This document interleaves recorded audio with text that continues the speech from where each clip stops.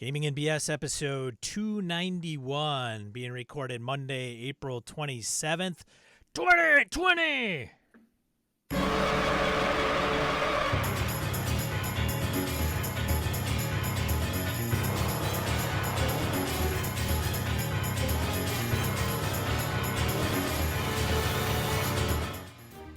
Welcome to Gaming and BS, a tabletop RPG podcast. I'm one of your hosts, Sean. And I'm Brett. Welcome to the show, folks. Welcome back. Glad everybody's on board. Hope you're all doing well. Healthy, all that stuff. Sean, how the hell are you, man? Man, I'm doing all right. So I got one more time. If you are not into watching games on Twitch, or you just didn't care to, or if it's not your thing, regardless, I ran my Patreon Streets of Avalon game this last Saturday, and Sean made sure he handled all of the Twitchy stuff and the streamy stuff in the background. So, Sean, thank you. Best 3 hours and 48 minutes of my life, Brett. No, the fact that you did that while I had fun, I hope you had some fun, at least in part, because as Zoom moves characters, I mean, the blocks around on Zoom as to who's talking where and whatever, you had to do a little bit of magic, man, to make that all happen, and I could not do that without you, brother. So thank you, Sean. Yeah, good times, man. I'm glad. I'm not kidding, Sean. Thank you, because I can't do this without you at all. So, and I've said it before, and I'll say it again.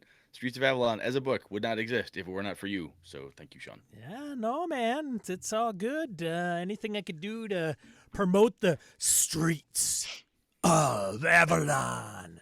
I got to do a voiceover for that. You got to do a voiceover. Streets of Avalon. I thought it went really well, though. I don't know. So from a technical side, how did it go for you? I'm going to ask a quick, boring tech question, then we'll go on to something else. Was it okay? Yeah, it went relatively smooth. I think the volume on the video ended up being a little low, which I will attempt to adjust on YouTube for YouTubers. So I don't anticipate any big issues. It went relatively smooth, so I was happy. Very cool. Very surprised at how smoothly it went, actually. The crew we had, it was awesome. So it was a really, really good game. So go out there, check it out. For I don't think I've not gamed with any of those folks before. Never run a game for any of them or gamed with them at all. So check it out. I thought it was really well done from the player side. Mostly. I mean, my side, I hope I did okay. But I thought the players jumped in, grabbed onto stuff. They worked the plot. They worked the angles, didn't dawdle in any of the wrong places. Took appropriate baits where bait piles were dropped, and had a good time and poked, prodded, and they sought adventure. They were not fucking around. It was good. I was very pleased. I'm super happy. Yeah. Good group. Glad it could happen. You gonna do it again, Brad? What's up? Yeah, we got to get another one scheduled because we're running more games for Patreon. So I don't know if I'm going to do another Streets of Avalon one or if I want to do a Trail of Cthulhu next. Uh-oh. So if nothing else, Sean seemed to do so well making the little background and everything on Twitch. I figure make him do a Trail of Cthulhu one. Oh. Make him do something different. I don't know. Yeah. We'll see. But it was a lot of fun. And I've got to find a link to it. But Jared Rasher, friend of the show, backer of the show, and all that good stuff, is also running a Streets of Avalon game.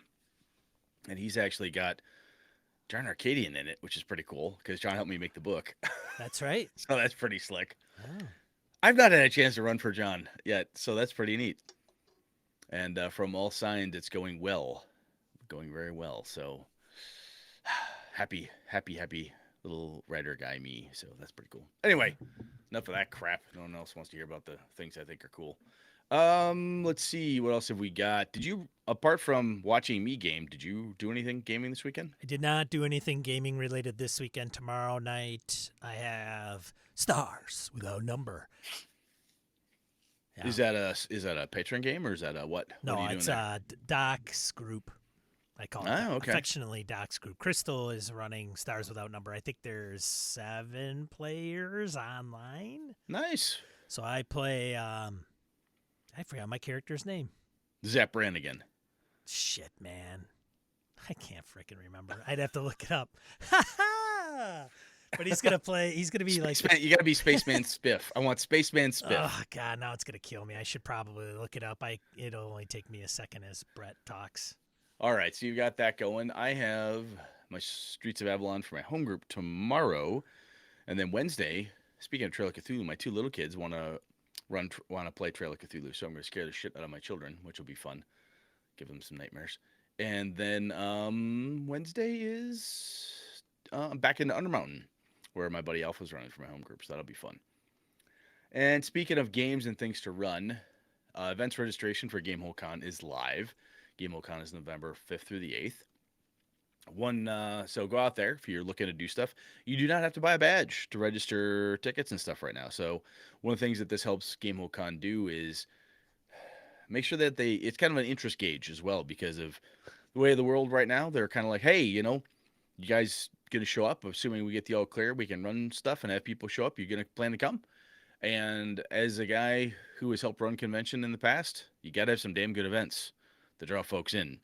So you've got a damn good event, get it posted up there. Which reminds me, Sean, we have not had our post discussion. We've got to figure out what we're gonna do big event wise for Gamehole Con this year. We've talked about running more games and doing some stuff. So I've got an idea. Dude, I don't think it's going to happen.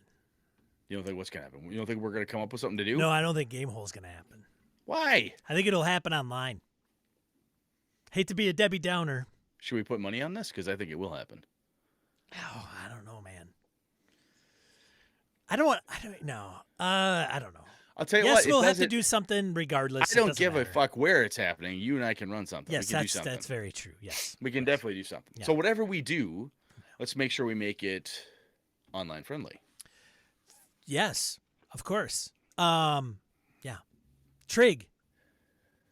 Trig is your character. Trig Sulla. He's Trig Sulla? Yeah, he's no spaceman. He's got an accent. He's gonna be the ship's captain. He's gonna be he wants to name the ship the Bocephus, but because he had a dog named Bocephus once. Yeah. That's lovely. Yeah. I wish I was in that game. Crew didn't go for it, but we'll see about it. Oh, another gaming stuff. Con of Champions, May 23rd to 25th is online. Proceeds, of course, as we said before, going to help support tabletop events. Let's see here. I think anything else going on? Man, there's so much stuff going on, Brett. I don't even know. Nice. Nothing that I can contribute. When is your next Patreon game? With Mama Ship. When's your Mama Ship game? Not this Thursday, which would be like May something, but First. The following. Yeah, the 8th-ish. Thursday. Next Thursday. Oh, next Thursday is the 7th. 7th. Yeah, because Friday's May 1st. Okay. Of 2020. So when you listen to this in 2021, you're wondering what the hell is going on. You know what we're talking about. I still can't believe May is on Friday, dude. That's fucking crazy. I know. Crazy shit. Crazy. All right, enough of this banter. Let's go on to some other banter. Random encounter banter. Random encounter. Segment of the show where we talk about emails, voicemails, comments from social media, the forums. Got some pretty lengthy ones this week. Brett, do you want to start? No, you can start. I did most of the talking up front while you were scrambling around looking for your Spaceman Spiff dude. Matt V. from afar writes in. This is pretty wordy, so feel free to skip if you want. And we'll move on to Jim Fitzpatrick. No. I'm kidding. But Jim is up next. Carry on. Been meaning to write in, but I've been struggling with trying to be productive and learn a couple new skills because I'll never have this much free time again. Oh, boy. Enjoy the family and kids a lot more because I'll never have this much free time again. And enjoy leisure time and relax because you guessed it, I'll never have this much free time again. It's actually been very busy despite not working, and I'm putting a lot of stress on myself to not waste this opportunity, which I'm having varying levels of success with. So, going way back, oh boy, he's going to start at episode 283, where we talked about audio in role-playing games. I just use background music. There's no way I could personally remember to use that sound here or start this music there. I have a dozen or so different mixes on YouTube I use for it. I think the concept is cool, but I don't have the RAM for it. I'd have to set up special cues or something, but I'm not sure the payoff is worth all that extra work, and I'd probably lose things elsewhere, wasting my bandwidth on trying to remember to read my cues. Fair enough, Matt. I can Yep. I can understand. Totally. 285. Ideal game group. Size-wise, it's 4 to 5 for me. My groups are almost always bigger, but that's fine because then if 1 or 2 don't show, it's not a big deal. Of course, the players matter too. One of my groups that were all right have really started to gel this last couple of weeks. We ran/played a nearly flawless game this last week, actually. The kind you look back on and go, damn, I ran a great game and the players played a great game. So groups can grow into each other over time as well. That's a very good point. Sometimes it takes a bit. Got a new game group, you get going, got to figure out what your individual jams are, how all those jams jam together, right? I'm pretty sure that, use the music analogy, your first time the jazz band gets together, it takes a bit to figure out how you work together. It's it all ain't about easy. the jams. All about the jams. It's all about the jams. Yes, the justified ancients of Moo. Carry on. Oh! What's that What you from, got? Brett? What's that from? That's from the Illuminatus trilogy, which was then co-opted by the KLF when they did the Tammy Wynette song. KLF, man. Yeah. The Ancients Moo Moo. Yeah, KLF, Callisti Liberation Front, which is what they stole that from. Ah, Yeah. that's a rockin' disco group. Yeah, carry on. All right. Man, look at that. I didn't know Brett knew about the KLF. Fuck yeah, I know about the KLF. Brett, he's like, Norwegian metal guy. I don't know, Scandinavian metal guy. Well, every once in a while you got to kick out the jams, and to do that, there you go. I learned something new about Brett this week, ladies and gentlemen. I'm here for you. All right, moving on. 286, non-combat encounters. Depending on the game, I try and set up all encounters to be solved without combat. I try to set up just encounters. Let the players figure out how to overcome it. I ran a Thieves Guild campaign back in 2nd edition, and ever since then, I've tried to make combat an option. Often the best option, but still. I don't remember if you mentioned it, but if as a GM you want to promote it, you need to include XP in the reward cycle for overcoming quests without violence. Not guests. Or guest, depends what the guest is there for. Yes, quests and guests. Without violence. Many games mention this in the rules, but many don't. I'd say you may even want to award a bigger XP reward because of the sacrifice of loot in the reward cycle. Alternatively, find a way for it to help them RP-wise or even mechanically in the future. Continuing on. 287, GMs making player roles. I personally don't do it. I don't roll behind a screen anyway, so it wouldn't make a difference. I didn't know how to hide a roll when I started running online, and after that, I just dropped the screen. I used to get really mad about metagaming, but I've become totally meh over it the last 20 years. If that's how they have their fun, I'm not going to impede it. I'll just fuck with them. Love it. I have both player types at my table now, and it works fine. In fact, I'm trying to remove all dice from my hands. I don't mind being a player where the GM does it, however. I have done the roll me 520s at the start of the session thing quite often in the past. Excuse me, I am so sorry. That's what I get for drinking something with Coca-Cola in it. 290, weapon damage. I think here, and not just for weapon damage, size, ability to wield, but many things you spoke about, such as rations, ammo, and encumbrance, does it add to this particular game? The answer, in my opinion, is it depends. Hey! I'm currently running Mutant Year Zero. Mutant. Mutants, yes. Well, it depends on where you're from. I say it Mutant. Mutant Year Zero. Things such as food, ammo, and encumbrance really add to the game, and you'd lose a ton of feel without it. You find a heavy artifact that takes up 2 slots, but you'll have to drop some food and water to carry it. Do you? Red Market is another game that really comes to mind where counting pennies adds to the game. Encumbrance works best in slots, in my opinion. If it's weight, you can waste half a game session shuffling objects around, which I've yet to see someone have a good time doing. What? What? Brett has a good time doing it, don't you, Brett? Oh, yeah. Yeah. Nothing more fun than math. Carry on. Continuing on. In general, I don't think encumbrance, ability to wield a weapon, etc., add to the game. I could see it for OSR games, which isn't my jam, but in general, things that slow the game down with little gain should be avoided. And you should definitely have to open with it. You can't add that into a game like D&D halfway through. No. It'd be pretty messed up, honestly, and that game tends to be designed with certain assumptions in mind. It's like when you see people, you want to strip magic from it. You are fundamentally changing the foundation of how all the mechanics work because at some level, it's assumed you have access to magic. I really like the way games like Cypher System do them. All weapons of the same type have the same same stats. Great. So you can use an axe or a broadsword without going, damn, I'm screwing myself mechanically. I've also been playing a little 2D20 recently, and I really like their weapons because of the effects. I don't think any two weapons are the same, so each weapon actually makes a difference.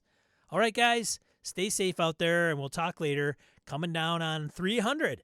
That's pretty epic. Yeah, shit, man. We are coming down to 300. We are coming down to 300. It's just another day. Just another day. Just another BS day, man. Just another day of BS.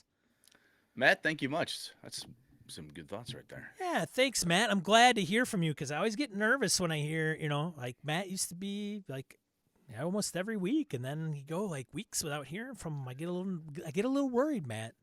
Well, like any friend, you're like, I haven't heard from you in a while. You okay? Yeah. I want to make sure things are cool. We should have reached out to Matt. Shoulda. I put that on your doorstep. One of the things he mentions in there about XP awarding, I think we might need to talk about that again, simply because of a thing I'm running into. So I've made a note. I'll talk to you about that later. Might turn into another topic. Next up, let's see here. What do we got? I believe it is Mr. Jim Fitzpatrick. Comments on weapon damage over on our forums. It says he agrees with Sean. Oh, Jim. Yeah, baby. We're friends. Woot woot. Bookkeeping, all that weapon stuff is total wankery. When you have a player that knows they need 8 feet to use a whip every time they want to make a melee attack, you as a GM have to know the answer to the question, do I have enough space, every single time the player wants to make a melee attack. Hard pass on that wankery. What I want as a GM is the ability to throw a wrench into players' plans when it would add to the tension. Dungeon World calls this idea to show a downside to the race, class, or equipment. Maybe the party is in a super tight hallway and the paladin's two-handed great axe is a big disadvantage versus the rogue's daggers. If the system supports this, then I can use that to ratchet up the tension like this. 5e, until you get into the hallway, you have disadvantage on attacks with your axe. It's just too constricted in here and you can't get a good swing. Fate, this is a super tight hallway aspect, so I'm going to spend a fate point as a GM to penalize a paladin's attack. Cypher, this is going to be a really hard place for you to use your axe and to get out of the hallway. Intrusion. So you're going to have to figure something else out. If you still try to use it, the difficulty will be 2 steps harder.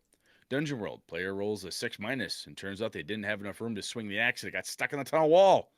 How the hell are they going to get it out? This forces the players to adapt temporarily or suffer the consequences. But worrying about that all the time is not something I would think of as fun. The key word in all this is temporarily changing the game. I actually think that realizing your character is suboptimal for a task is one of the most fun parts of RPGs because it makes you think outside the box. There's also this potential for a big feeling of release when you get out of the hallway into a big room full of kobolds and you can have all your toys back again. Really good episode to listen to on an isolated quarantine walk. Well, thanks, man. I like that idea. There's something cool about that, a temporary limit, right? And I think it is another piece that you mentioned there, Jim, when you say realizing character suboptimal for a task is one of the most fun parts because of thinking outside the box. I do know players, and I have played with some of them over the years, that hate being suboptimal for anything. Grinds their gears like nothing else. As a game master, I find watching that gear grinding rather enjoyable. So I like this, and those are some damn good examples, too, of 5e, Fate, Cypher, and Dungeon World type of piece. So I think that's totally cool. You can pull that in there and make it a temporary thing based on the situation, the environment, Sean, as you pointed out last episode. So I like it. Good examples, man. Thank you very much. Yeah, thanks, Jim. Over to you, Sean. Alrighty. Jared Rasher. Cool. That's Jared. I think that's lost on everybody. I hope it is. Yeah. I like it to be lost on you. Yeah. I'd like to never do that again. We have this commercial in Madison. It's a jeweler called Jared's. Remember that? Oh. That's Jared. Oh. I don't listen to radio. I don't listen to radio. Anyways, neither do I. Moving on. Jared Rasher also comments on weapon damage on our forums. There are a number of ways to go with making different weapons matter beyond just determining different damage types. While sometimes it's only narrative, PBTA games, or Powered by the Apocalypse games, often have tags for weapons that essentially imply when you can and can't use them and what the consequences for using them are. For example, loud weapons are going to alert any guards if you use them. Like cymbals, snare drums, and tubas. Tubas? What? Yeah. Or drums? Drums too. Oh. Yeah. Maybe. Yeah. You throw that out there? You bring the brass band? No. Anyway, carry on. Good point. Good point, Brett. Because you use drums as weapons. Hey, bards do. True. See? Mock me, you bastard. Messy weapons will mean you need to spend time cleaning up if you don't want to leave evidence. Some tags have more directly mechanical effects, like some games which have a dangerous tag for weapons, meaning if you get a 6-, not only do you get the usual hard move for failure, but the weapon also harms someone in range that you didn't intend to harm. Ah, that's good times. That's good stuff there. Good money. I like it. Several Fate variants will have you assign aspects to weapons so that if none of your regular aspects make sense to tag, the weapons aspect may be something logical to tag so you can spend a Fate point on a roll. FFG's Genesis, also Star Wars FFG, and Modifius's 2D20 system often have a regular damage rating, but also various traits that can be triggered by spending the currencies in that game, advantage, etc., to trigger special effects. For example, Knockdown might let you spend extra meta currency to knock an opponent to the ground, so you can either get a bonus to hit them, or they have to spend part of their round standing up. In 13th Age, weapon damage is conditional to the character class. In other words, the damage done by a barbarian using a two-handed weapon is higher than anyone else using a two-handed weapon. And a rogue using a small weapon does more damage than most other classes using small weapons. It doesn't matter how you describe the weapon. A rogue with a dagger or a katar does the same damage, and a barbarian with a maul or a greatsword does the same damage. Did you know that, Brett? I didn't know if you read 13. I have, but it has been a number of years since I've read it, so I was not up on that one. No. In the Wayfarer's Guide to Eberron, there was a sidebar on environmental elements that sadly didn't get added to Eberron Rising from the last war. Essentially, it said you can assign environmental descriptions to an area, and if they were cited by a player or the DM and relevant to what was being done, they might add advantage or disadvantage to a roll. In this case, if the DM said a location has low ceilings, even if a tactical map is showing a 10-foot wide passage, the DM could say that any two-handed slashing or bludgeoning weapon has disadvantage on attack rolls. I honestly think a situational descriptor like this is more likely to be remembered and more functional than having rules buried in a rulebook about the space needed to use a weapon. I've said this before, but I don't think having more granularity to rules actually makes for a more realistic experience. Since you touched on it in the show, I don't think tracking 250 days of rations day by day is actually more realistic. It's just more bookkeeping. Rations, even long-term dry rations, don't last that long. Yeah, okay. All right. No, fair. Yeah, fair. And the other piece that's interesting here is like one gamer's realistic. Oh, this helps realism for us. Somebody else goes, that doesn't do a fucking thing. I hate that. That's just bookkeeping annoyance. So it's a balance. And I like the ideas that people are throwing out here is like, hey, we still got some more here to go. But if the rules don't give you something, if you use a core mechanic, which Sean, you and I have hammered on for like 6 years now, if the core mechanic allows you to do something, advantage, disadvantage in a 5e type of thing, utilize that, it will be immediately grokked by your players like, oh, yes, I'm doing something at a disadvantage because of the scenario. I'll change that around. It makes sense. You don't have to build a whole mini game, metagame behind it. So anyway, carry on. Well, like who's Carl points out, what about dry rashers? Jared Rashers. Dry rashers. Oh, Rashers of bacon. It's, or are you saying Jared has a dry sense of humor? Dry rations, dry rashers. Anyway, carry on. We love Jared. Come on. I want to listen to Who's Carl. All right. Nobody should listen. Nobody should listen to Who's Carl. I say. I'm kidding. Who's Carl. Rules would be something like group skill checks to forage. Wait a minute. Oh, I'll back up a second. Forage. No, we were up above, right? It makes more sense to have regular checks for characters getting. Yes, there we go. It makes more sense to have regular checks for characters getting enough food and supplies from hunting and foraging and saving rations or rashers as something you need to have to take a long rest in a dungeon setting. But the whole exploration side of D&D... Which is exactly what my team is doing right now. D&D... But the whole... Sorry, carry on. But the whole exploration side of D&D actually needs to be mechanized in a way that makes long-distance travel meaningful. Rather than saying that you roll for encounters and weather every day and check off day-by-day use of rations, because that's not really rules, that's accounting. Rules would be something like group skill checks to forage, look out for bad weather, and scout the path, with penalties being levels of fatigue and days added to the trip. Adventures in Middle-earth has a good system for this, but it requires you to rework how you use long rests. You can't long rest while journeying, and focuses on a kind of awe and wonder of nature in its resolution. And for a lot of games, you just want the weight of a long march and the tension of survivals, not awe and wonder. Yeah, there's some groups really want to have exactly what Jared's talking about, which I absolutely think is a good idea. I think another piece, like some people want to do the accounting, and if they want to check off, like we're in Undermountain right now, it's a prolonged dungeon stay. Checking off the rations for us, for my group that Alpha's running for, it's working fine. And we know that if we start running short, we start getting fatigue. It's going to wear us down, you know? You can be exhausted to death in 5e. We're going to start taking levels of exhaustion if we don't get food. So there is a mechanical component that's going to impact us. And as we watch our stores tick off and we see them start to dwindle, it's causing us to figure out what are we going to do, how long can we go, so on and so forth. Now, Jared may be in that same game with us saying, oh my God, it's the most tedious component of that part, blah, blah, blah. And that's absolutely legitimate. What he's talking about here is just another way to attack a similar problem. So I love it. Very good option. Good stuff, man. Thank you, Jared. Yeah, thanks, Jared. Always insightful. Good stuff. We have a voicemail from Mr. Shorb. All right. I love these. Let's go. Right.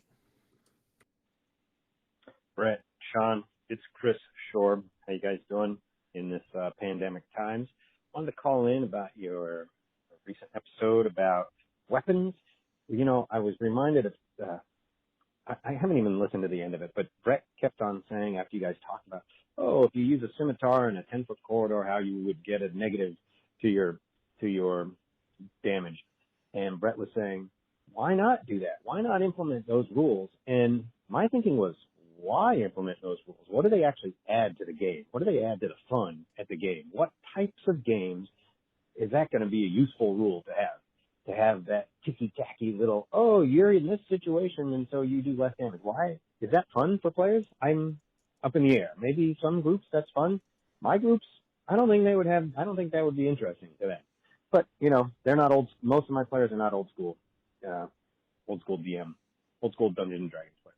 The other thing, you guys, during that conversation I was thinking about was Starfinder, which I don't think either of you guys have played, but I think both of you would enjoy it, except that it's a Pathfinder rules, and there's pages and pages and pages of weapon information. But by and large, most of those weapons are pretty much like one of 7 different types of damage, and then they kind of get more powerful as they go along, which kind of aligns with their level system, which feels like a kind of an abstraction that they kind of shoehorned in, but it's not actually doesn't really improve the quality of the game. And so I'm thinking about a way to do Starfinder in a different system, maybe 5e, maybe Apocalypse, Power of the Apocalypse. And I think that having that the weapons list is a key place where there can be improvements made. Anyways, great show. Take care, guys. Bye. So, Chris, I think where it becomes fun adding the ticky-tacky pieces is fucking with players' expectations and assumptions. Assumptions more so than expectations. Assumptions is a better word. My group has ignored, or we have an assumption that I can carry a lance in a dungeon, let's say. No one's stopped that before. So when you start off a new game and say, hey, I've got some stuff and we're going to do this. Oh, neat. Oh, cool. It changes an aspect of something that is very familiar and sometimes not. It's like the familiarity breeds contempt type of concept, right? You become blasé. You become, I can always do this. It doesn't matter. I'll take the two-handed pole axe down in the dungeon. It'll be fine. By tweaking it, even if it's just for one game or only in certain scenarios, you're messing with the assumptions. And you're messing with it in a fun way, at least for some groups, that you're challenging, it has always worked this way before. We're gaming a new game now. We started this at the beginning, didn't just inject this in the middle. But I'm doing something to make something old new again. Give you a reason to have a fighter who doesn't always carry a two-handed sword. Give you a reason to have, people using crossbows as opposed to longbows, and so on and so forth. Again, using fantasy tropey type of things. That's a reason. Whether it's the reason or a really good reason, Chris, I don't know, and I don't even know if that necessarily answers your question around that. But that's part of the fun, at least for my home group, is messing with the assumptions. Like, oh shit, yeah, you know what? We've never really thought about X. Let's see what happens when we think about X. Does that change how we play? And for us, it's about 50-50. Sometimes it totally does, and other times, like, it doesn't really impact us, which is fine too. But anyway, that's just, you asked why, and that is a reason I can think of. So, Sean, over to you, sir. I read the last one. You want to read this one? Oh, shit, yeah, you did. I'll do it.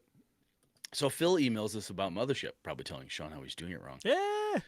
Hey, BSers, I've recently discovered your podcast. It's fantastic. Holy crap, dude. Thank you. That's very kind of you.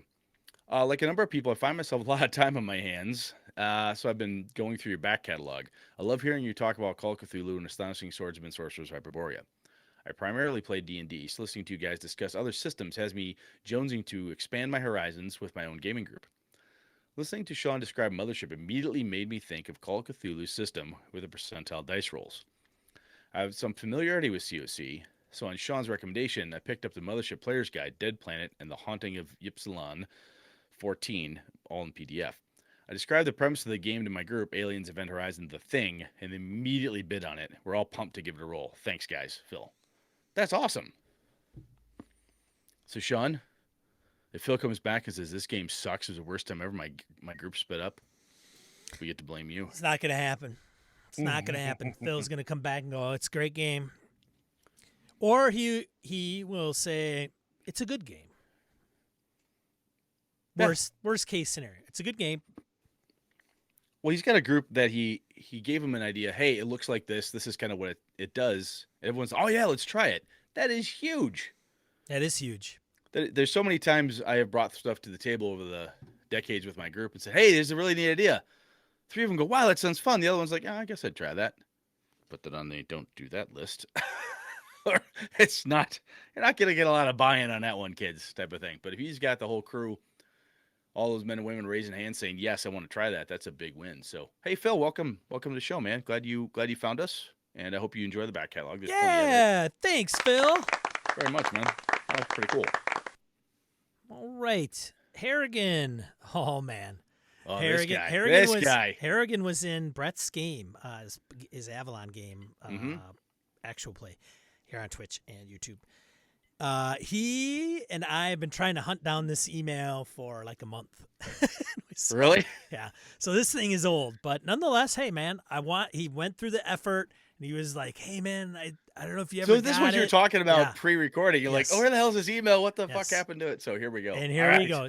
So Harrigan writes in some time ago about innovation in RPGs. So he's going back that far. And specifically Todd Crapper's comment on episode 281 about damage in RPGs. So, yeah, if you didn't hear that episode, hopefully you'll sum up a little bit about it. But regardless, here we go. So, guys, have been meaning to write for some time. And we've been meaning to read this for some time. Carry Indeed, right. Thought about writing to say that most innovation in RPGs will lag until there's real money to be made in the hobby. Wait a minute. Hold on a second. There's not real money in this hobby, Brett? Did you get paid in peanuts, Brett? I know. I'm just being facetious. I have so far been able to buy two bottles of whiskey from my Avalon proceeds. So that's and not like shitty old Thompson stuff either. It's been some pretty good stuff. Right, so man, that makes me happy. Come on now, Harrigan. All right, I understand what he's talking about. Absolutely. Pondered a missive about encounters about how in my current Black Hack game, some players were crapping their pants because I threw a river troll with 7 hit dice at their first level PCs. They presumed they had to fight it, and then discovered he just wanted to talk. Aww. It's one of those new hip like whatever river trolls. That's like, this goes back to what I said to Chris Short. Probably right? had fur on it's an top assumption. of his head, and Well, it's an assumption. It's an assumption twist, right? Oh my God! Oh wait, you don't want to? What does this troll want anyway, Sean? To know if they'd seen his troll girlfriend. Hey, No? legit. Yeah. Of course, when they waved goodbye and wanted to use the bridge he lived under, his toll was to eat one of them. So he's still a troll at heart. I mean, he's like, hey, have you seen my girl? missing blah, blah, blah. We want to cross the bridge. I got to eat one of you. Sorry. Troll. It's the thing I do. What you going to do? In the end, they cooked him a feast, which we modeled as a multi-part challenge involving persuasion, hunting, gathering, cooking, and food presentation. Nice. It was loads of fun, and not a sword was drawn. Very cool. But what I want to talk about is this. Episode 284, Todd Crapper opens the can of Red Wigglers when he writes in about damage and hit points. So to kind of bring people up to speed, Todd Crapper, Broken Ruler Games, game designer, publisher. Yep. We were talking about hit points, and he was like, what are hit points? I don't, games that have hit points. Or the Jason Bourne thing. The people who create Jason Bournes and want to be like indestructible, and then there's hit points. It doesn't make any sense. It doesn't add up, right? Right? Did I sum that up a little bit? Pretty much, yeah. Something like that. So he goes on. First off, loads of RPGs don't use hit points. It's just the D&D branch of our hobby that's so stuck on them. Second, Brett brought up his distaste for plot armor and for just following along with a story that's basically already written. There are indeed games like that, especially indie and story games that specifically state, quote, this is not about whether you survive or succeed. This is about what it costs you or about how you get there, end quote. Harrigan's take, part the first. So I'm going to jump in for a second. So we're going to add this in here. Maybe this will, Harrigan, after you hear us read this and whatnot. So plot armor already written is how you get there. That statement bothers me. How you get wherever it was you ended up, that's more interesting to me. Right? Yeah. I'm not adverse to getting them to a point you want getting them to. Getting the characters to a point, which is really cool. Find out in story, blah, blah, blah. But a predisposed idea of you are going to do X, how do you accomplish that thing, has little to no interest to me. So I don't know if that helps or not. But anyway, carry on. Thanks for the clarification, Brett. Do my best to help. Harrigan's take, part the first. There is a huge space in between a DCC funnel's random "you're dead" and "you're dead" and "you're dead" mantra, and something like Fate, which says no PC death unless the player agrees. There are games in the middle that either use metacurrency or softer death mechanics that keep the thrill there without making it a bloodbath. Savage Worlds, Shadow of the Demon Lord, Barbarians of Lemuria, the list goes on. Mm-hmm. Okay? True. True. Harrigan's Take Part 2. I actually like both ends of the spectrum for different games and experiences. Sometimes I want that on-the-edge OSR thrill, but other times I've pondered a lot into developing a character. Poured a lot. Poured. What'd I say? Pondered. Which may also be true, but you probably poured more than you pondered. Fair. But other times I've poured a lot into developing a character who has an interesting story I'd like to tell during the game. You don't need to do one for the other. Play different games. You can have your cake, eat it, and even share with some friends, provided they sit 6 feet apart and observe proper social distancing etiquette.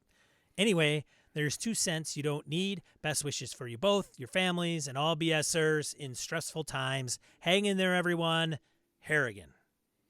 Very cool. I think if Harrigan, having met Harrigan finally in virtual person this last weekend, I think this would be one of those cool things if I get a chance to talk to him again in person, be like, what about, right? There's so many bits and pieces and nuances to this, but I think the important thing here is you don't need to do one or the other. There's different options. There's ways you can make this function. And there's a piece here. Well, I actually like both ends of the spectrum, as he says, different games and experiences. Sometimes you want one versus the other. And that's very true, I think, of a lot of us who've gamed a lot of different things. And even sometimes it's true of us who play one game system with our home group. We play Pathfinder, we play D&D, where we play Call of Cthulhu. And sometimes we want to change it. We want to tell a slightly different story or have a different result or something with the same mechanic, you know. And sometimes just having that piece can be very interesting. So anyway, good points. Good points, Harrigan. Thank you, man.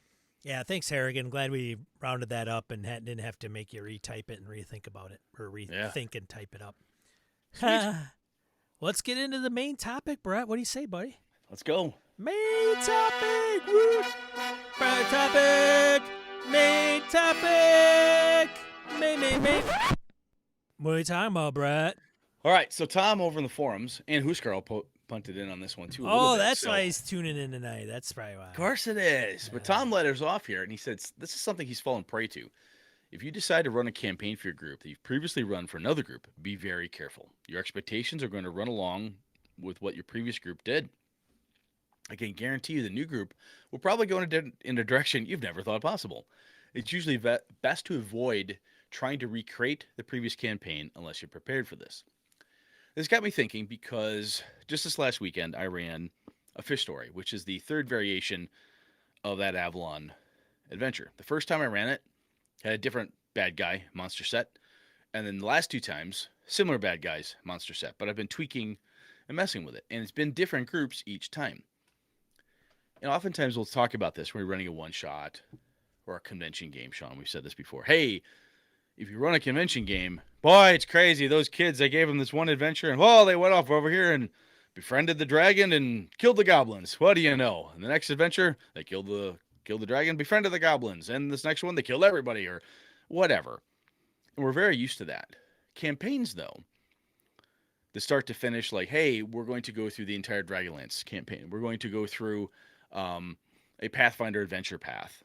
Some really cool thing you've done. If you've run Ravenloft before, I'm picking on things that I hope are more well-known within the gamer sphere. You know, these big monolithic things like Master of the Thotep. If you've run the original, like, I'm going to do this again. I think, in my opinion, is much easier for somehow anyway, at least in Brett's head, when I look at a one-shot game or a single adventure and say, yes, I've run White Plume Mountain before. I've run it a number of times. Well, I can't tell you the fun I've had running this adventure, blah, blah, blah. It's easy to change on the fly when the characters move things around than it is to do an entire campaign, at least in my opinion. That's what I want to talk about today. Sean, have you had the pleasure, or have you tried to rerun an entire campaign or just a adventure? And I tried to rerun Tomb of Annihilation. Just asked Tony Sugarloaf and Josh Wallace how that went. It did not go well. Well, that was partially me. If it just, I've heard. I know. It was a train wreck. We're better people. We'll talk trains in a minute. Hold that button. kids? In a minute, not yet. Oh, okay. It's not the train time. All right, sorry. So have you done this with campaigns? Have you looked at like, oh, hey, I like the Kingmaker path, or I liked this big campaign? I'm not talking. I mean, quite frankly, some of the 5e adventures now, Storm King's Thunder, that's a goddamn campaign from level 1 to whatever. That's a campaign 20 or something. Yeah. I mean, that's just multiple times. So have you done that? I have not. I mean, the closest thing that I've run to something similar to that would have been Tomb of Annihilation with the group and some of the patrons, and I mean, so going to the topic at hand, it did not go like we go and do this and then we go and do this, because I'm running for Jeff and those guys, and they're kind of on the end of that whole thing after like 2 years. So I was like part of what hey, you land in this port of Zion Rahu or whatever it was called. Yeah. And it's like, okay, I'll present this because that's what I presented the first time I went around, and then it went in a different direction. And so that whole campaign, just from when they said, okay, we're going to hire this guide and we'll take him up on their offer, it would have been drastically different just from that point forward. And that was way early. It wasn't everything was the same until like the middle, and then it went off. And then no. Excuse me. Did that throw your expectations off at all as the game master? Like, fuck, I didn't know what they were going to do. A little bit, because the problem I had was I was starting to use Roll20, and I bought the pre-published, Roll20 module. And so got it. Yeah. So they were going into one spot, and I didn't, for whatever reason, Roll20 I wasn't jiving with it, and everything was messed up, and those guys couldn't see anything in their tokens, and it was just a mess, which really, again, aggravated the hell out of me. But now that I know it a little bit better, it would have been easier just to kind of roll with it, and it would have been fine. But yeah, we'll see. I don't have a problem. I may run Tomb of Annihilation again if there's, I don't know how I would run it. I probably want a more dedicated group. A drop in, drop out might not be the greatest to run, or I could run multiple parties through it. Okay. But I don't know if I run it often enough to be able to coordinate 4 different parties going through it. And it would be cool if they were all going through it at the same time. Yeah, different pieces. Yeah, I got it. Which would be fun, because then you'd be like, wait a minute, these people were over here. This person ran into this, like. How come there's a bunch of dead bodies in here? Yeah. Yeah. So, to the topic, though, you've not, I guess, since you haven't, I've done this to a point, and I can definitely see where it's happened. When I ran, I consider my very successful Vampire the Masquerade, big 15-year stint with my friends, my home group, moved down to Madison while that was still going on, and I was running Vampire the Masquerade for a different group. Now, wait a minute. So hold on. Now, you ran Vampire the Masquerade. A lot of listeners know you ran it for like 15 years. Yes. And how often did you run it, though? For the first 12 years, it was every Saturday. Every week for 12 years. Every week for about 12 years, yeah. And during that time, how long did you run it for? Was it like a 4-hour block, an 8-hour block? So let's see, get there. Average, yeah. Average 6 to 8. 68 hours? 6 to 8, yeah. 6 to 8 hours. Yeah. Every Saturday for 12 years. Pretty much. I mean, this was like right out of high school into college, like crazy. Yeah, I know. That's the good times, man. That's when, like, hey, that was like when you got to work at Subway for a couple hours at night, but not on Saturday. Like, hey, I'm good. Yeah, we worked at Walden Books in the mall. We'd get done. We'd wander over to our buddy who hosted the game out of the back of the Comic King game store, go upstairs or into the ground floor when they moved, and game there until we quit. I think it had to be, even if it was only 10 years. Before I moved, I have to go back and do the math, but dude, regardless, we did this for a very long time. 2 years or 5 years is crazy. Yeah. So I tried to retread some of that campaign material when I came down to Madison. I was running with a buddy of mine, Ted Pertzborn, and a number of other people. Oh, Ted, yeah. You don't know Ted. Don't lie to me. So I'm calling out Ted because I'm going to reference his name. So we go along here, and at one point, I'm running this thing like, oh, this is going really well. And I'm reliving this really cool thing that happened because I could see it. It's going to happen. It's going to happen. And a bunch of the people in the group, I think I can't remember some of the other players' name. Ben was one of the ones, but like Ben and this other lady who was playing, and these other kids that we were all kids at the time. We're all playing, and they're like going right. I'm like, oh my god, they're gonna follow the same path. This is gonna be so cool. And Ted's been real quiet, and he sits up and goes, "This is a bad idea. Let me tell you why." From his character's perspective, going, "Yeah, you're right. We go over here." I'm like, "Oh, what? Oh!" It was like the first time I'd ever run a campaign, reuse the campaign material. And went, holy fuck! Wow, I wasn't trying to, advertently push them. Maybe I was inadvertently pushing them. In the inadvertent or unexpected railroad, right? Where I was like, "Oh my god." I've got them on this track, and they're gonna go right to the station. And there's this sudden horrible, they got off at the last switching station, went over here where there's nothing. I have fuck. I was so hyped up and ready to go, and then they changed because Ted made a decision. Holy crap! And so when I read this from Tom, it reminded me of that flashback, and I thought, yeah, running an individual game like a convention game or Tomb of Horrors, or a short adventure path, something you've run before. I run Queen of the Demonwood Pits at cons. I have a great time with it. I run this Call of Cthulhu adventure at cons. Always have a good time. Or I've run this, whatever, adventure versus the entire campaign, which is weeks, months, sometimes years of actual play, depending on what your actual play time. It can be really tempting sometimes when things go a certain way that you are inadvertently pushing the players in a certain path, because like, well, this is what happened last time, and that was fun, or you see them going down a path. That wasn't much fun. I don't want them to do that. They're something horrible could happen. You can start kind of tapping the edges, tilting the pinball machine just a little bit, just a bit. I want to hit the flipper just a little bit. It can happen, and I think it's when you're doing it with a campaign, it's kind of like killing your darlings in a way. Like you write a thing, you give it to the editor, and Bob Iverson goes through and tears up your shit. And Sean Merwin looks at you and says, "Why are you writing this? This is silly. This crap. It's all crap. Well, here's what Sean told me initially when my first piece of Avalon I ever sent to him. He goes, "This is not good enough." I'm like, "Oh," but he was dead right. So it got way better. It was really cool. But it's a process. And when you're looking at this, thing, you're like, "Oh, this is this really cool campaign." You have to be prepared that they're going to do crazy stuff, and all that prep work you thought you could reuse for multiple sessions of reuse ain't going to work, or it might not work. Be prepared.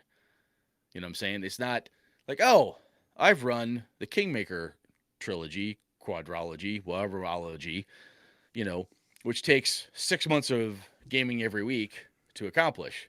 I have all this prep work done. I'm ready to go. I have Master Narrow Thotep plus the big box. I'm ready to go. Fine. Next time you run it, sons of bitches run off to Singapore. Why? I don't know. They went off to Singapore. And you're like, I didn't bring in Singapore stuff with me. We're not in Hong Kong. You're supposed to go to London? Fuckers. It can happen. So what I started to do when I rework campaigns now is I take the concept of the campaign and say, hey, what was really cool was saving the dragon. What was really cool was searching for this MacGuffin, or whatever the concept of the campaign was. And I keep the shell, the framework, the spine, the through line, whatever other writery type of words you want to use or phrases. I try to keep that thing and build off of that and see where it goes. So instead of reusing all the nits and gnats of a campaign, what I start doing is looking for the bigger components of it. Even if you were to run like Storm King's Thunder, or in your case, Tomb of Annihilation, you have all the right pieces and parts because it's all written down there in the pre-published adventure, right? So you have enough, and you know enough of the entire adventure that if they go in and hire the shifty guide that everybody else has never hired, you know enough about that campaign that you're not caught flat-footed. You know what I'm saying, Sean? Does that make sense? Oh yeah.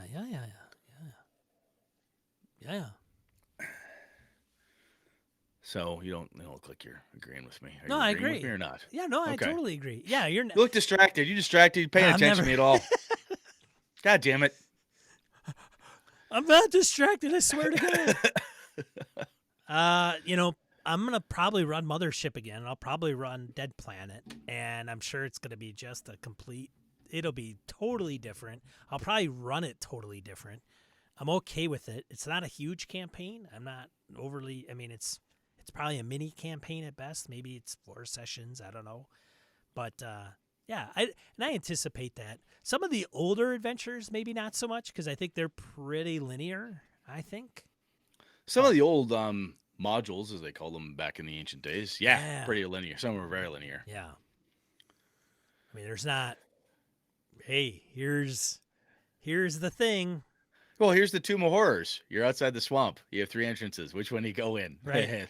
Watch him die. Right. I mean, that one's like, here's the outside. See how far you get before you die. Everybody knows that. That's what you're in for. You go in, the handle turns, and Groundburger comes out the back end of that dungeon. I mean, you could go happens. in one of 3 entrances, but only one of them is going to get you in there. So Maybe. Who knows? Yeah. Spoiler. You're wrecking it. Oh, sorry. Well, maybe. Yeah. Maybe. There's an Kinda, entrance sorta. to the Tomb of Horrors that you may never get through and into. Yeah, exactly. Anyways. So one of the things I was thinking about, to Tom's point, is if you want to reuse something, to kind of help you fight the advertent or inadvertent pushing the players in a direction, kind of avoiding the, oh, this is the right thing to do, or I have all my prep done in this way, or this was so much fun last time, please do it this way. It's kind of clearing your mind, if you will, and realizing this is going to be a whole new set of fun. This is new people, a new approach. And when I ran, so for example, let's go back to something really recent for me, is my Streets of Avalon game this last Saturday. The way Tony Sugarloaf Baker was running Reverend Cat, the cleric, he ran Reverend Cat a way I've not had anybody run a cleric in Avalon before. Just a different way. It was cool. I'm like, wow, I guess those clerics are here. That's neat. When I ran for VC Young, because he was a backer for the Kickstarter, I went down to Chicago area, hung out with him and his buddies, and ran a game. I'm forgetting his friend's name. I feel like an idiot now. Chris, I think it was Chris. You should tell me in like a second. We'll see. Anyway, but he played Elisha, another priest, and he was the most money-grubbing, could give a fuck about anybody Elisha I've ever had in Avalon in many, many years of running it. I'm like, holy crap. That's a thing I've learned about this setting. That was TJ. TJ, thank you. So I think if you look at that and the way people Or run Chris. Chris. He doesn't know. Or Chris. Or I think Chris. it was Chris. Hobbs' I think cousin. it was Chris. Yes, Hobbs' cousin. Yes. So I think it was Chris. So anyway, when you see that stuff and you've got a beloved campaign, be it one you've written or one that you've run multiple times that's pre-published, as you're cranking through it and the players are coming up with new stuff, think of it as, wow, this is a new bit of fun. This is something you're learning about this campaign that you enjoy. Another piece that you can do, in my experience, is using the activities of the previous campaigns kind of as background events for the new campaign. So if you get to a point, Sean's busy chatting with somebody right now. He's throwing me like 5 names, and I don't even think he was at the game. Yeah, I'm pretty sure he was there. Anyway, so if you're running like Tomb of Annihilation, you alluded to it, Sean. Where you're like, hey, if I ran it with multiple groups all doing blah blah blah. So if you think, so in this, I don't know that adventure very well. So you said the first group comes in, they hire this dude, where the other group never would have done that. Even if you don't do the 2 actual real life competing type of things, like, hey, 2 adventuring parties competing for the same goal. If one group went out and started dealing with the Orc King, or they started dealing with, the Fairy King's problems or whatever it is, suddenly there's shit going on outside that you can take. Hey, the previous time I ran this campaign, Sean and Eileen made a pact with the Dark Lord who lived over here, and because of that, it really changed stuff. You know what's going to be cool? I'm going to take that event, and if the regular player characters don't engage with the Dark Lord, I'm going to make that thing happen because it's really cool. It leads to some neat stuff that if I do that, it makes the Dark Lord such a cool NPC. I want this new group to experience it. And it's a way that you can take these background events. It's kind of like having the world being alive and shit's happening even if you're not there. But you kind of take this wonderful thing that your previous group did, drop it in as this thing occurred, and that's why this new ball is starting rolling down the hill. You follow what I'm saying, Sean? I think so, man. You think so? I think so. What are you, dense? Can you slow it down and speak clearer? Louder and clearer. Louder and clearer? I can't get much louder or clearer. No. Turn it up. Don't do it louder. Does it make sense, though? It does make sense, yeah. The other thing I think, and I remember this from running, I haven't run a lot of old school published adventures in a while, but when I ran White Plume Mountain the last time, I had some cool ideas that I wanted to implement. One I forgot to do. I'm like, fuck, I forgot. I hate that. I'll do that next time. So I make a note, like I'm going to do this next time type of thing. So I think one of the other pieces, when you think longer term campaigns even, and you look at that adventure and you say, oh man, they're running through Midgard and they didn't deal with the Shadow Elves. Man, I really wish somebody would have. You know what I'm going to do? Next time I run this campaign, I'm going to put the Shadow Elves front and center, brother. That's what I'm doing. I'm going to push them right up there. And I think that's no an backseat opportunity for Shadow Elves. No, but this is the opportunity, right? Where you're seeing the campaign and how do you make it so that it's new to you as well as to the players? And one way to do that is take the pieces of it that you wished people had adventured through or you wish that they had dug into deeper and flip the script a little bit, if you will, and make that have a bigger center stage type of thing. So another way to do something with it to help kind of mess it up a little bit, change it up a little bit so that it doesn't feel to you like you've stuck somebody back on the old railroad that you're on the same path everybody else was on. You finally caught on. I said railroad like 5 times already. I'm getting old and slower. I know. So Sean, what do you think? If you do, let's pick Tomb of Annihilation again. Do you have things that you would definitely do different this time through? Like, hey, I wouldn't start them in this town and start them in this other town. Would you shortcut, fast track? You know, in order to not just make it new for you, but maybe even just improve it for your players, make them have a better experience, you think? Yeah, maybe. I mean, there's a few different avenues that they could take to get. So, Tomb of Annihilation, without spoiling it for anybody, it's not a big deal, but there are, at the beginning, a few vectors, I will say, in getting to the tomb. There just is. Like, you're on an island. Which way do you go? No, you could fast track that and say you're standing in front of the tomb. You could, yeah, and then they'll have to be something like 6th level. I'm just saying. Yeah. Now, so that piece, if you say, well, you have to be 6th level to do that. I could start the campaign and say, okay, everybody makes 6th level tunes, and then, okay, you blah, blah, blah, blah, blah, narrate the first, 5 sessions in 30 minutes. And now you're at the tomb and you're going to go in. Great. But yeah. Okay. No, I like, so I want to say I like that. And the reason I do is because if you want to get to the meat of it, you're like, okay, I want to get to the tomb right away. It always seems to peter out before we get to the tomb or shortly after we get into the tomb, everyone loses their zest for the adventure. How about we narrate through the first 5 levels? Say, hey, when this happened, Ange, what did you do that saved Jared's character? Hey, Jared, how did you interact with Fitzpatrick? How did you work with Chris Shorb, or back and forth, where you can have some of that kind of indie game, if you will, bonding between the characters. How did you guys get through this, that, and the other thing? How did you find that ring of invisibility over the last couple levels while you adventured here? Yeah. And then you can dump them there, and it doesn't feel you're just thrust in front of the dungeon door. But anyway, it's a different take on it that might make the adventure fresh for you as the game master, instead of going, oh yeah, we got 5 levels of bullshit vector slogging, if that's what you think.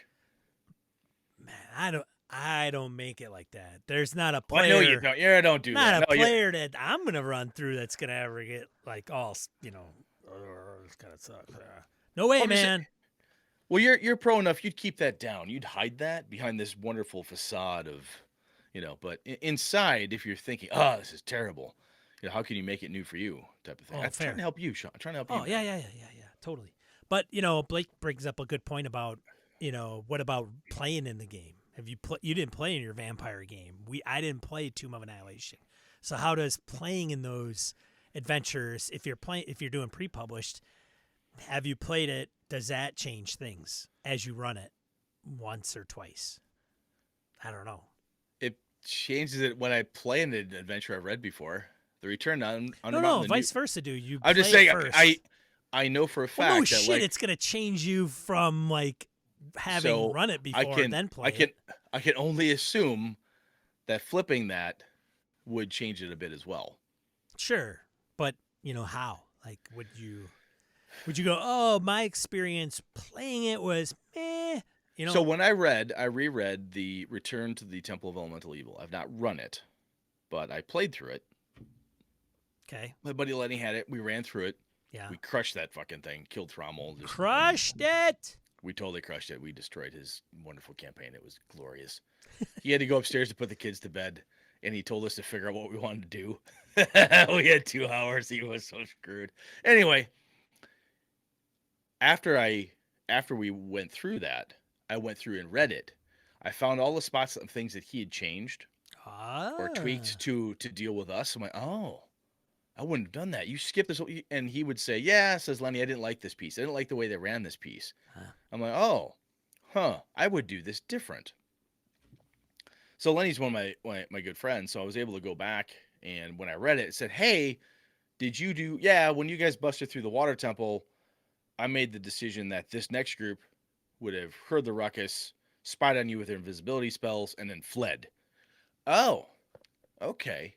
I could have them spy, go get reinforcements, and hit the party while they're sleeping. That's what I could do. So when I read it back through, I was replaying the adventure I'd gone through and figuring out different ways to keep the same effect, but make it kind of Brett. Make it my feel. Right. And in some cases, like, oh, this one. If I run this one, I put Lenny through it. Oh, he'll never see this coming out. Oh, fuck that party up so bad. Ha ha ha. Gotta get evil. You're looking at it, trying to make it interesting, And when I watched a couple events, big fights that we had, I'm like, I don't know why he did that. And I read it, I'm like, oh, seems oddly written, or I didn't like the description either. I would have done it this way. And having encountered it up front was an interesting kind of lens to look back on when you're rereading and go, oh, here are the changes or forgot it. Hey, Lenny, what about this? Yeah, I forgot that. Oh, cool. Okay. You realize this artifact was supposed to cause this problem 10 levels later? Yeah, fuck, we forgot that. Okay, make a note. Because this shit happens. You forget stuff in a campaign. You drop a clue, session 2, and it's supposed to pay off session 6. And everybody forgets it, including you, even though you've got 5 sticky notes, something tattooed on the back of your hand, and a note on your laptop that says "Don't forget clue 5." You're like, I don't know what that is. I give game masters huge props when they can keep track of all that crap, when they don't kind of tell you, because I don't know about you, Brett, but you come across the magic item. Okay, detect magic. Yep, it's magic. Okay, I put it in my pocket. As a game master, you could tell them what it is. It's a rod of 7 parts or whatever, or you just say, okay, that's magic item number 2, and you make a note. But then that was 5 sessions ago, and now they whip it out, and they're like, okay, I'm gonna pull this freaking thing out, I'm gonna use it and smash it or whatever.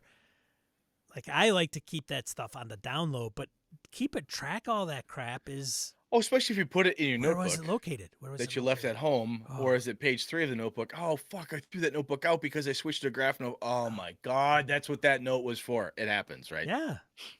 But I'll tell you,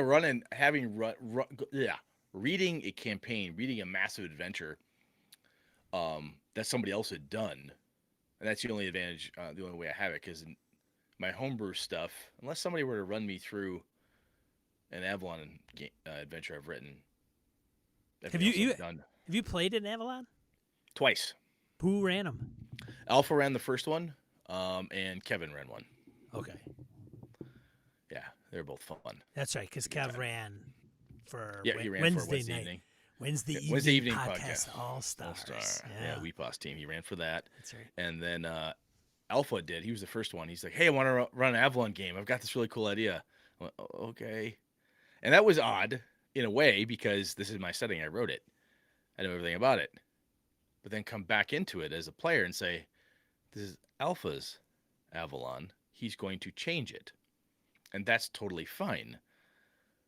So that was just from a creator perspective, that was odd. But it was also very interesting then to see his take on stuff, how he approached everything differently. And that, again, to go back to the original question, the most recent one here is like, hey, if you played it and then you want to run it, I see playing it is not like that's the script you have to follow, but like, hey, that I like this piece. That fight was fun. That search for X was really cool. I'm so glad we found this. Take the real high points and say, that was awesome. Do what you can to try to keep that awesome going for the players when you're running it. And those pieces like, God, that was boring. I didn't like the way that fight ran. I would have done this differently. Now's your chance, right? Now's your chance to do that. It doesn't have to be a complete repeat. I've had people tell me, oh, I played this game or this adventure, and the adventure was terrible. And we're, well, who ran it for you? Well, blah, blah, blah. And this is one of the reasons, I think I've said this many times over the years here. One of the reasons I started game mastering, because I couldn't, when game masters I was running with weren't doing it the way I wanted it done, I'm like, fuck this, I'm going to do it myself. This guy sucks. This is terrible. Get out of my way. Hit him with his own GM screen. Put him to D20. Get out of the way. Get out of the way. Fucking dude. What's wrong with you? Hit him with his own DMG. All right, you're standing outside the door. What happened to the last guy? Fuck him. Whatever. We're moving on. So I think from Tom's perspective, I think it's good to kind of put a bow on this if we can. The expectations you have when you're rerunning a campaign, you have to make sure you kind of check some of those at the door and do your best to remember it's a new group. There will be new bits of fun. If you have, don't assume it's a railroad. Don't just hand out the tickets and say you're going to do everything the last group did, because you've already told that story before. There's no point to do that. It can be fun sometimes after a session or after the campaign to come back and the players will say, hey, Sean, when you ran this last time, how did Jeff and the guys do when they got to that part? You can say, oh, let me tell you what Jeff did. And everyone at the table will have a hoot, because guess what? Suddenly that personal gamer story you had of running that game, I now have but I have a connection to that other group. Oh, when they came to the checkerboard floor? I would much rather them run into each other at like a con and say, hey. Oh, have that talk. And then let them just walk away. Like, how'd you get past the checkerboard? Oh, the fucking checkerboard. Goddamn, Sean. What do you do to you? Yeah, you didn't fucking tell us that. Yeah, if you'd have told me that, I'd fucking smack Sean Bowl with his goddamn dice bag. Yeah. You know? Yeah. That's what you run into. Mm-hmm. I think reusing a campaign can be really cool. You just have to, it's a mindset thing. And so there we go. If you've run a campaign multiple times, if you've experienced the campaign multiple times, and it's been good, what pieces did you like? What pieces did you not like? Would like to avoid? Let us know. I'd love to share that stuff as always. So we good, Sean? We're good, man. Let's get into die roll. Let's move it on. Die roll 2 to 4 miscellaneous points. A game and a geeker you want to share with you. First one on the docket. Who's Carl? Points to an article that points out large dragon outline on the planet Mars. Again? We didn't feature this before, did we? No, I'm just saying it's the... Oh, look at that. It does look like a large dragon. Crazy stuff going out there in space. Well, it's the Sun, the UK news company. I don't see how that could be bad. Yeah. The Sun's noted for its crack news quality. I don't know. I don't know shit. What else we got? Subscription. Vitch Young is involved with launching Skies of Glass by guys over at Fear the Boot. Sounds like the alpha is going out to their patrons. So if you like Fear the Boot, or you want to check out Skies of Glass, which I know the Fear the Boot guys have been having that around for a long time. Sounds like they're finally going to put it out to the public. Maybe sounds good. Third one, some free RPG Day goodness from Pelgrane Press, asking for you to donate to Doctors Without Borders. So all the stuff that they've put out for free RPG Day, you can get for free. They're just asking if you do download it, that you consider giving to Doctors Without Borders. So it's got a couple 13th Age adventures. Nice Black Agents, Dracula Dossier stuff, Solo. Time Watch, Fall of Delta Green. Yeah, I got that one. Oh, nice. Yeah. Good shit. Yeah, check that out. Number 4, UK Games Expo canceled. Planned for May, postponed until August. Pulled the plug for 2020. Is this what gets you thinking GameholeCon might be canceled? Yeah. All right. Well, I don't think it's just this. I think it's. I'm just saying it's one more I tick on the chart. don't like to run this crap. All right, we'll talk I don't about it wanna later. Talk about this crap, but Yeah, we'll I talk just about think it later. it. I just think it's. Talk about fun stuff. What else we got? Last one, Brett is going to be on Big 20 with VC. Yeah, we're supposed to do that on the 3rd is when we're recording. I did a quick check-in with the guys, make sure that we're still on and so forth. Now, I want to do a little shout-out to VC Young. So he's like the quiet little game developer, pushy guru guy in the background. Here's what I'm talking about. He helped do a board game that's been published. He's now working with the Fear the Boot guys and Skies of Glass. He's been working with me on maps for my Streets of Avalon game. And he's got me pulling over to Big 20. So I don't know what kind of magical voodoo mystery crap Mr. VC Young's got going, but that dude, he's behind the scenes, like just pulling some weird strings with gamers, man. Yeah. I'm gonna say that I'm glad he's on our side. At least I think he's on our side. Indeed. Well, I hope he is. Yeah, we can only hope. We can only hope. Otherwise, that is it for this episode of Gaming and Bis. What in the hell are we talking about next week, Brett? Low Fantasy. We talked about that last time a little bit. I started reading it, didn't have a chance to get through the whole thing because of work and other crap over the weekend. But we're going to see if we can get somebody who knows Low Fantasy better than me, because I will have only read it. Sean's only played it. So we'll see if we can get somebody on, get a little guest of the show thing. Probably Mr. Hobbs. See if we can get him on. He seems to know that. He seems to know that shit. Yeah. He said, "Oh, finally the show's gonna get bumped up in quality or something." I said, "Don't make us rethink this. don't pull that crap on me, Hobbsy." Pull the plug faster than shit, Hobbs." Anyway, we'll be talking Low Fantasy. I think it'll be interesting to go through that system a little bit, kind of tear it apart. What, Sean's played it. What did he like about it? And Jason, I know a couple of the guys that are like, "Oh, this is really cool. I'm really enjoying it. I want to hear," kind of like we did with Tim DeShane. Let's talk about it and see what we think. So there we go. That'll be next. On our forums, forums.gamingandbs.com, I posted that episode, and in that post, I think, put a link to the folks that publish Low Fantasy Gaming. Oh, nice. You could actually go and download it for free. And there's a link on their website that goes to drive-through, but you can get it for free. Not the deluxe version. Yep. Yeah, the free version. And then the deluxe version, I think, is the more updated one. But yeah, there's tons of stuff free off the website and on drive-through. Like, they just want people to play. Literally, that's why they're giving some of the stuff away for nothing. That's cool, man. Yeah, man. All right. Well, hey, this has been another episode of Gaming BS. Thanks for everybody joining us live on Twitch and Discord. We appreciate it. Otherwise, you can find us on gamingandbs.com. Each week, we'll be recording here Mondays at 8 p.m. Central Time. Otherwise, I am Sean. And I'm Brett. Good night. Good game and all.